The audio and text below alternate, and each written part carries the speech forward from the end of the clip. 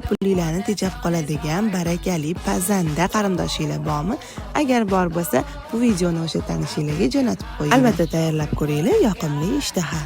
Mabodo jiyanlar bilan yig'ilib qoladigan bo'lsak, darrov pitsa zakaz qilamiz deb turib olishadi. Shuncha odamga nechta pitsa zakaz qilamiz, qimmatga tushib ketamiz-ku deb men har doim fikrligidan qaytaraman. Bu safar xamir qormasdan, yoymasdan bitta bankani o'zida ishimizni hal qilsa bo'ladigan barakali bir list pitsa tayyorladim. Hamma masalliqlarni bankaga joyladim, yaxshilab blender qilib listga qo'yib oldim va xohlagan masalliqni solsanglar bo'ladi. Men ravnaq kolbasalardan soldim. Pomidor, bulg'or qalampiri, ko'katlar va yaxshi eriydigan pyurmilki sirlardan ham olamiz. Duxovka pechimizda 15-20 daqiqa davomida ustilari qizarguncha pishirib olamiz. Qani endi aytinglarchi, sizlarni ham oranglarda shunaqa pullilarni tejab qoladigan barakali pazanda qarindoshinglar bormi?